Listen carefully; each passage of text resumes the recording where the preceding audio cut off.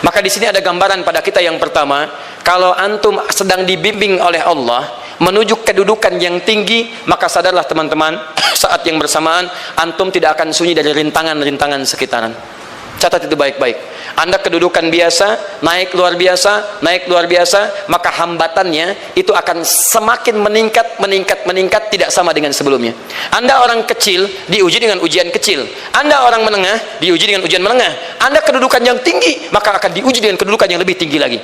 Maaf, Allah tidak akan menguji dedaunan dengan angin yang menerpa akar. Pasti berbeda. Karena angin ketika kedudukan semakin tinggi, maka angin semakin kencang akan menerjangnya. Yuk kita turunkan. Jenis ujiannya bisa 3. Bismillah. Tenang aja mas ya. Antum lihat aja, tulis ya. Biar saya ngapus, insyaallah. Perhatikan baik-baik. Sini. Kedudukan bersanding dengan ujian. Kalau rumus fisikanya, F berbanding lurus dengan P. Gaya berbanding lurus dengan tekanan. Jadi kalau antum misalnya rumus asalnya F1 sama dengan F2, gaya gerak sama dengan gaya torong. Kalau dikembangkan ke sini, tenaga kecil begini, maka yang bunyi kecil. Kalau besar, semakin besar lagi. Nah, memahami rumus ini, F sama dengan P. F berbanding lurus dengan tekanan. Ada gaya tekanan juga yang cukup kuat. Ketika antum pukul kencang, suara kencang. Tapi ini lebih sakit kan? Tekanannya lebih kuat. Itu agak berbeda. Itu dalam persepsi positif. Dalam persepsi negatif juga bisa. Gaya berbanding lurus dengan tekanan. Semakin orang banyak gaya, semakin tertekan hidupnya. Ya? Tanya. Sekarang lihat sini. Rumus ini kalau kita turunkan lewat ayat, am hasibtum an tadkhulul jannata. Apakah Anda akan duga begitu mudah masuk surga? Walamma yatikum matalul ladzina khalau min qablikum. Sementara Allah belum menguji Anda seperti orang dulu yang dijamin surga mendapati ujian. Apa jenis ujiannya? Ini manhaj hidup kita dan kita berhenti di sini. Maaf, saya mungkin hanya 5 ayat dulu untuk hari ini ya. Massat-humul ba'sa. Ujian pertama disebut dengan ba'sun. Jamaknya ba'sa. Ba'sa. Ini masih ringan. Misal, jarang ke masjid, sekarang mulai ke masjid. Begitu antum ke masjid, Allah kasih ujian sesuai dengan kadar niat antum. Kasih hujan gerimis. Ke masjid gak? Itu ba'san. Begitu antum ke masjid, orang Arab katakan, nazil matar, turun hujan. La ba's, la ba'sa, la ba'sa. Gak ada masalah. La ba'sa, tidak ada masalah. Serap ke dalam bahasa Indonesia lewat labas. Labas lewat. Ringan. Berarti kalau antum diuji dengan yang ringan, maka antum kadarnya masih ringan, akan dinaikkan kepada yang menengah. Akan yang menengah. Hati-hati betul. Kalau antum belum lulus yang di sini, maka antum akan terus sampai di sini, sampai lulus di sini. Sampai lulus. Antum mau berangkat ke masjid gerimis bisa. Tiba-tiba nggak jadi di rumah. Istri antum mengatakan, "Pak, kok nggak ke masjid? Hujan mah kan cuman gerimis." Takut teriak, Masya Allah. Padahal antum misalnya belum kuat untuk berangkat. Maka antum akan terus diuji di sini. Lihat rumusnya, Quran surah kedua ayat 286. La yukallifullahu nafsan illa, Allah tidak akan pernah menguji seorang hamba di luar kadar kemampuannya. Jadi kalau antum masih ujian yang ringan, antum diberikan yang ringan.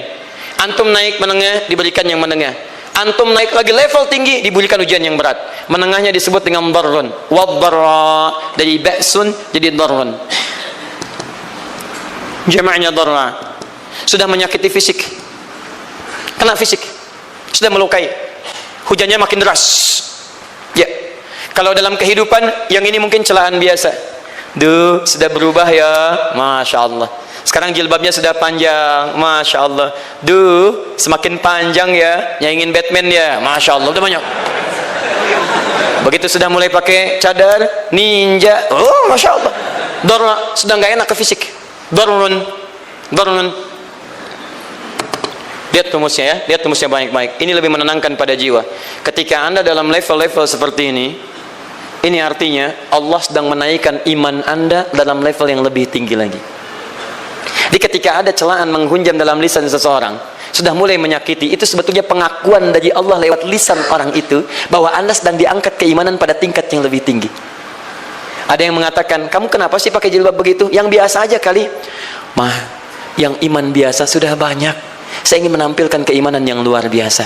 Supaya dengan iman itu saya lebih mendoakan mama. Saya menampakkan amalan-amalan. Mudah-mudahan pahalanya bisa buat mama. Masuk dengan bahasa yang baik. Masya Allah. Jadi kalau antum bisa melawan hal-hal demikian dengan bahasa yang indah, itu nyaman kepada jiwa. Kadang-kadang ada kalimat-kalimat yang tidak perlu pakai dalil, teman-teman sekalian. Kembalikan ke sini. Terakhir, wazulzilu zilzal.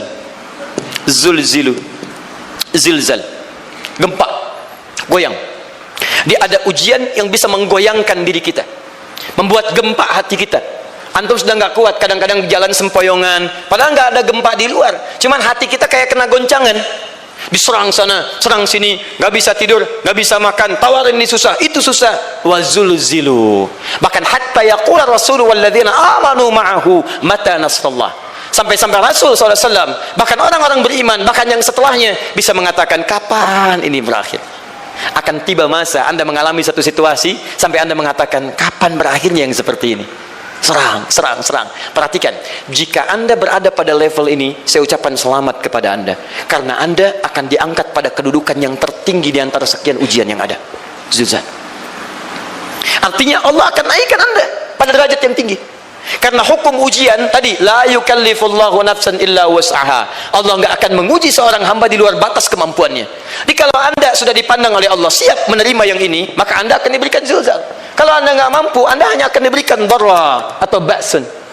Dimohon maaf kalau di antara jamaah yang hadir saat ini Anda merasa sedang punya masalah yang berat, membuat hati Anda goyah. Saya ucapkan pada Anda, dari sekian hamba Allah yang ada di muka bumi, cuman Anda yang diberikan itu.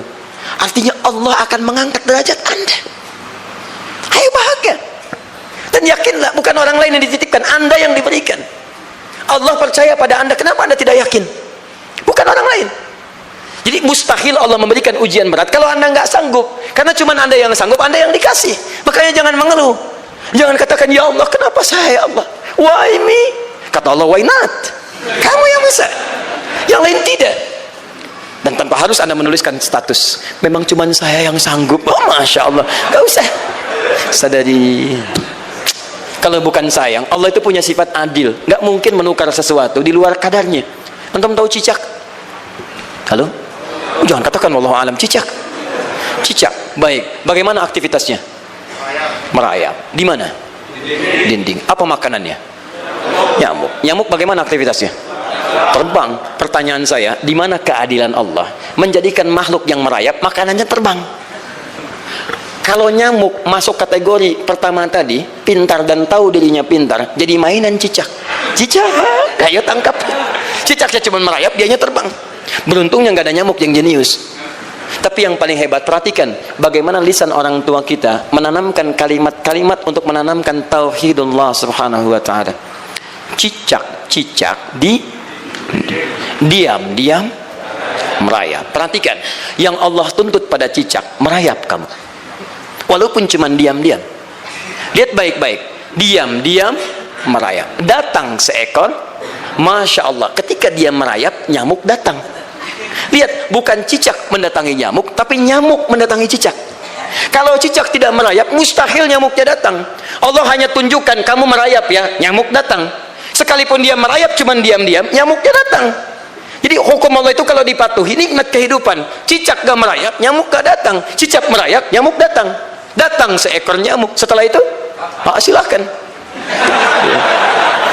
Jadi kalau kita teman-teman ikuti hukum Allah, mau berat, alhamdulillah, mau ringan, alhamdulillah, ya mau sedang, alhamdulillah. Begitu diangkat, artinya ada pengakuan dari Allah, iman kita akan diangkat. Cuman bahasa Nabi Ya'qub alaihissalam kepada Yusuf alaihissalam, mesti ada persiapan dalam mengatasi itu semua. Tidak cukup hanya mendiamkan saja. Maka kata Nabi Ya'qub, jangan kisahkan dulu, bikin dulu pemetaan-pemetaan untuk mudah mengatasi itu semua. Ini poinnya. Anda harus punya rencana. Maka Nabi Ya'qub menyiapkan, bekali dulu ini, siapkan itu. Kalau ambil ke aspek teori untuk kita sekarang, tafsir dari ini untuk menyelesaikan solusi di Quran surah kedua ayat 214 tadi, maka jawabannya ada di Quran surah ketiga ayat 142, paling kiri sebelah atas. Ini kanan sebelah bawah, ini kiri sebelah atas. Dan awal ayatnya dibuka dengan kalimat yang sama. Perhatikan, Al-Baqarah ayat 214 kalimatnya menggunakan am hasibtum an tadkhulul jannah. Ali Imran 142 am hasibtum an tadkhulul jannah. Yang Al-Baqarah itu ujiannya, walamma ya'tikum mathalul ladzina khalaw min qablikum masathumul ba'sa wad-dharra waz-zulzilu. Yang Ali Imran itu solusinya. Am hasibtum an tadkhulul jannata wa lamma ya'lamillahu alladhina jahadu minkum wa ya'lamas sabirin. Saya tutup sampai sini dulu. Teman-teman perhatikan, walamma, sedangkan Allah ya'lamillahu alladhina jahadu minkum, belum melihat kesungguhan Anda untuk mengatasi berbagai persoalan kehidupan itu. Kalimat jahadu akar katanya dari kata al-juhdu, serius, sungguh-sungguh. Jadi kalau persoalan Anda ingin segera selesai, Anda mesti serius. Hei yang sedang kuliah, kalau mau cepat selesai kuliahnya, serius belajarnya, pahami dengan baik. Kalau Anda nggak pernah serius, bagaimana bisa menyelesaikan pelajaran dengan baik? Hei yang sedang berumah tangga, kalau ingin baik rumah tangganya, serius dalam berumah tangga, keluarkan hukum-hukum Allah, terapkan dalam kehidupan rumah tangga, Anda akan mendapatkan manfaatnya. Hei yang sedang berbisnis, serius dengan pekerjaan, karena hanya orang serius yang bisa menghasilkan kekayaan-kekayaan yang terbaik. Serius dalam ibadah, karena ibadah melahirkan keberkahan dengan kekayaan yang Anda dapatkan dari titipan Allah Subhanahu wa taala. Ayo serius. Al-juhdu dibagi 3 bagian. 1, serius dalam merencanakan, disebut ijtihad namanya. Bikin rencana. Misal, maaf, tadi dalam keluarga, kalau diambil kedudukan Yusuf alaihissalam, antum tempatkan itu pada porsi pertama sebagai target. Misal, Yusuf diberikan kedudukan oleh Allah. Bagaimana anak saya punya kedudukan walaupun tidak sama dengan Yusuf alaihissalam? Cari, rencanakan, buat pemetaan. Di masa depan anak saya mesti punya kedudukan. Apa? Kalau dalam kedokteran, kedudukan dokter yang terbaik. Kalau dalam bisnis, pengusaha yang terbaik. Misal, kalau dalam pemerintahan, jangan tanggung-tanggung, jadi presiden, jadi itu. Anda turunkan kemudian pendidikannya dari situ. Ijtihad direncanakan. Masuknya lewat sini, lewat sini, lewat sini, lewat sini. Seperti kemudian, maaf, Hannah dengan Imran rahimahumullah merencanakan hasil yang terbaik untuk Maryam, bahkan sejak dalam kandungan. Quran surah ketiga Ali Imran dari ayat 35 sampai 37, paling kiri pertengahan sampai bawah. Idz qalat imra'atu Imran rabbi inni nazartu, bahkan nazartu ma fi batni muharrara, saya bernazar anak saya yang lahir ini akan punya kedudukan dekat dengan Allah Subhanahu wa taala. Di sejak bayi direncanakan mau jadi apa. Setelah itu apa? Jihad. Jihad itu kesungguhan dalam mempraktekkan, mengaktualisasikan konsep yang sudah dibuat. Jangan sampai cuma berdoa, tapi doanya tidak disandingkan dengan ikhtiar, nggak nyambung. Makanya ketika lahir ada jihad, jihad dengan doa. Falamma wada'at saqalat rabbi inni wada'tuha untha, ayat 36-nya. Wallahu a'lamu bima wada'at wa laysa dzakaru kal untha. Lihat, wa inni sammaituha Maryam wa inni u'idzuha bika wa dzurriyyataha minasyaitonir rajim. Doa. Setelah berdoa apa? Teruskan. Bagian akhirnya ayat 37-nya. Maaf teman-teman, tidak cukup dengan doa. Karena Maryam masih dekat dengan Allah, punya kedudukan, dia mesti dirawat oleh orang yang paling saleh. Cari Nabi Zakaria, orang saleh. Mesti merawat. Tempatnya masih netral dari keburukan, bikin mihrab. Jadi tempat dibuatkan, orang soleh merawat, doa dipanjatkan, doa berbanding lurus dengan ikhtiar. Apa yang terjadi? Ayat 37-nya. Fataqabbalaha rabbuha biqabulin hasanin wa ambataha nabatan hasana. Maka Allah Subhanahu wa taala menerima usaha orang tua ini. Doanya diterima, ikhtiarnya diterima. Jadi kalau antum mengambil ayat tadi, diterapkan dalam kehidupan, rencanakan teman-teman sekalian. Anak mau sekolah di mana? Mau jadi apa? Turunkan ke bawahnya. Oh, dia mau jadi dokter, dokter yang hafal Quran, turunkan. Pendidikannya di sini, di sini, di sini, di sini sampai paling kecilnya. Siapa gurunya yang dekat dengan Allah? Sekolahnya yang menjauhkan dari hal-hal keburukan, sampai satpamnya soleh, securitynya soleh, koperasinya orang-orang soleh, gurunya orang-orang soleh. Hadirkan. Kalau ikhtiarnya sudah nyambung dengan doa, maka fataqabbalallah, qabbalallah. Taqabbalaha rabbuha. Diterima Maryam, antum diterima. Jadi kadang-kadang yang nggak nyambung nih begini, doanya nggak nyambung dengan ikhtiar, itu masalahnya. Ya Allah mohon ya Rabb, jadikan anak saya rajin sholat, hafal Al-Quran, tapi ditempatkan di sekolah yang tidak pernah mengajarkan sholat, nggak nyambung.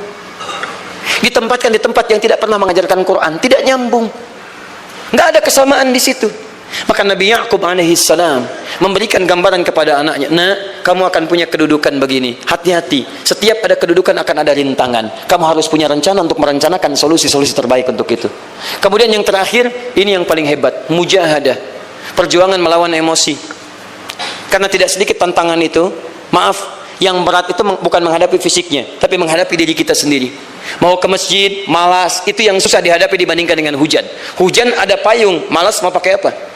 Maaf, menurun, semangat turun, malas datang, kecewa datang, pesimis datang, lawan, namanya mujahadah.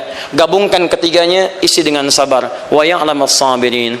Manhaj itulah yang diberikan kepada Yusuf sehingga Yusuf nanti mengalami tahapan-tahapan kehidupan sampai dengan beliau mencapai puncak tertinggi, disebut kemudian menjadi Al-Aziz, dan disitulah kemudian terbukti mimpinya setelah 40 tahun atau 80 tahun disebutkan dalam satu riwayat, maka terbuktilah mimpi ini punya kedudukan, bapak ibunya beserta saudara-saudaranya sujud di hadapan Yusuf alaihissalam.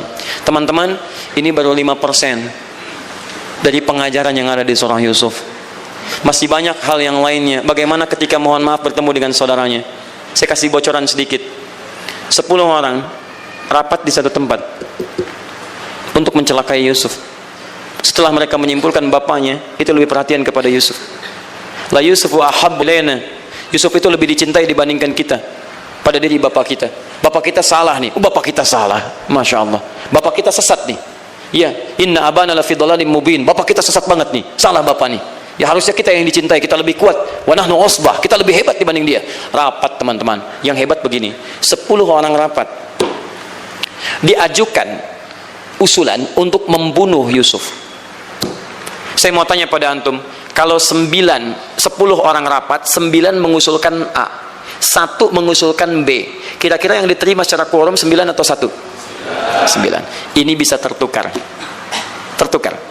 Pembunuhan diusulkan 9 orang condong, 1 orang mengusulkan la taqtulu Yusuf, jangan bunuh Yusuf, alqihi fi ghayabatil jubbi yaltaqithu ba'd as-sayyarah, cukup lemparkan dia ke tempat gelap, kemudian di tempat itu akan lewat para kafilah, dia diambil dan menjauh dari kita. Yang penting kan Yusufnya nggak ada, supaya dosa kita nggak berat-berat amat. Yusufnya ambil, itu kan tujuan kita. Lihat baik-baik, biasanya setan kalau sedang melakukan sesuatu itu nggak akan nanggung, nodong bisa pembunuhan, lempar bisa perampokan. Tapi ini yang aneh, kenapa 9 orang yang untuk membunuh itu tiba-tiba belok menyepakati rencana yang pertama? Yang 1 orang, 9 orang, 10 orang rapat, 9 punya A, tiba-tiba yang 9 berpindah kepada yang B yang cuma 1 orang. Kenapa bisa terjadi? Ada rahasia di situ. Kapan rahasianya? Kapan-kapan kita bahas.